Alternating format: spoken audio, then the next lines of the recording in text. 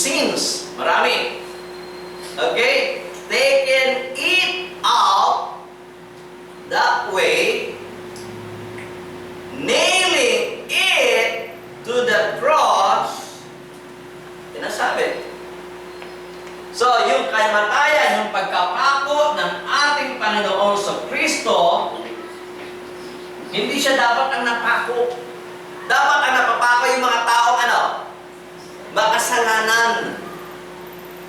Dahil ang papakuin na dapat yung mga taong may kasalanan. Wala namang kasalanan ang ating Panginoon sa Kristo. Pero ipinapako niya ang kanyang sarili sa krus upang ikaw na may kasalanan, upang ikaw na may listahan ng mga utang mo sa Diyos, ay kanyang mapagbayaran. Katunayan, yung salitang kerographo, may kultura po sila rito. Kasi kailangan natin, pag nag-aaral tayo ng banal na kasulatan, pati kultura, pag-aralan natin. Kasi meron tayong cultural gap. Meron tayong time gap, cultural gap, geographical gap, at marami pang mga gap. Kinakailangan i-reconcile natin yon. Meron silang kultura tungkol dito sa kerographo, yung pag-i-issue ng certificate of death. Okay? Kung ikaw ay nagkaroon ng utang, gagawa ka ng listahan. Ito ang utang ko sa iyo, isang kahong bigas, isang kilong baboy, diba? Nakalista yun. Tapos maglalagay ka sa baba na, I promise to pay, kunyari kung kailan. Kapag napagbayaran mo na yung kasalanan, yung utang mo, doon sa bahay mo, ito yung pintuan, dito sa bahay mo, ipapako yung certificate na yon. Na nagpapatunay, nakikita ng mga tao na nagpapatunay, yung taong yan bayad na sa kasalanan. Bayad na sa kasalanan. At ang ginawa ng ating Panginoon Kristo, dito niya ipinako sa krus. Ang ating mga kasalanan nagpapatunay na tayo'y bayad na. Meron nang nagbayad ng ating mga kasalanan, at ang nagbayad ng ating mga kasalanan, ayon sa dinadiscuss ni Apostol Pablo rito, hindi naman yung mga Gnostics na yan .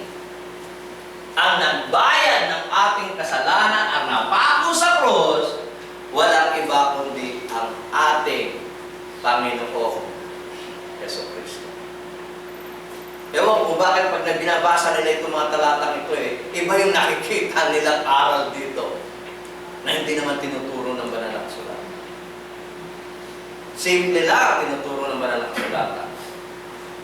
Ano man ang inalis, ang inalis po ay walang iba kundi ang listahan ng ating pagkakautang sa Diyos. Ito'y kanyang inalis at kanyang ipinako sa Diyos. Okay? So, sabi niya po sa Pablo, maniniwala pa kayo sa mga ito? Huwag na. Dito tayo manangan ng ating pananampalataya sapagkat, kung knowledge lang pag-uusapan, nasa kanyang knowledge. Wisdom ang pag-uusapan, nasa kanyang wisdom. Wala rito. Power ang pag-uusapan, nasa kanya ang power, wala rito. Ang tunay na doktrina ng pagka-Diyos, walang katotohanan ng mga aral nila dito, na kay Kristo lang.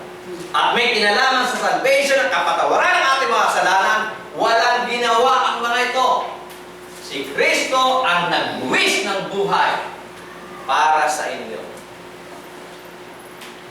Kaya huwag kayong pabubola, sabi ni Apostol Pablo.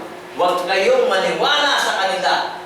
Maniwala kayo kay Kristo. Sabi, having despoiled the principalities and the powers, He made a show of them openly, triumphing over them in it. Sa Tagalog, sabi po naman ng kasulatan,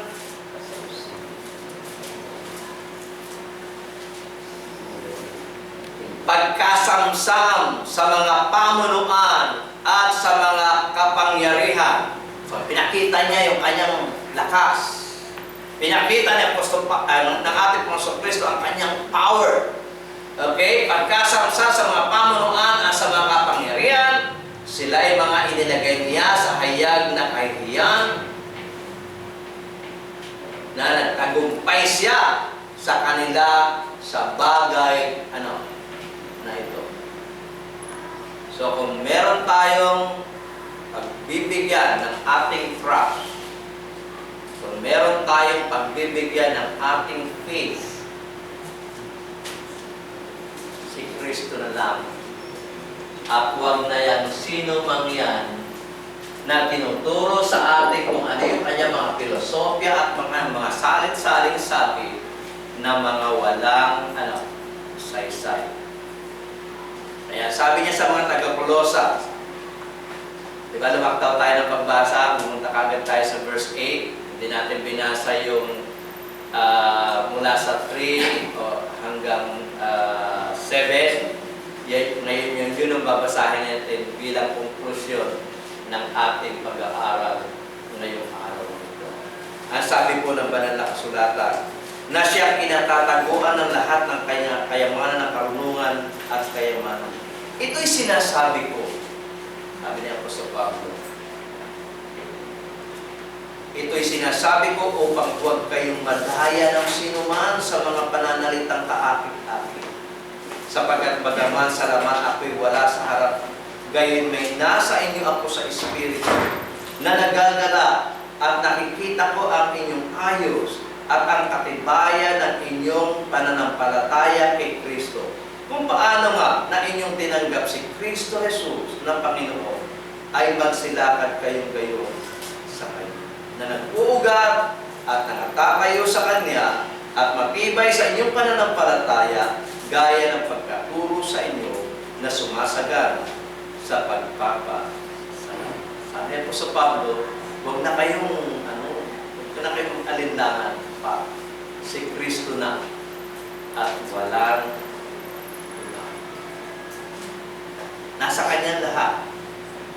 Wala na tayong hahanap. At dahil sa Kanya, tayo'y naging okay. Muli, maraming salamat po sa inyong Panginoon. At kung meron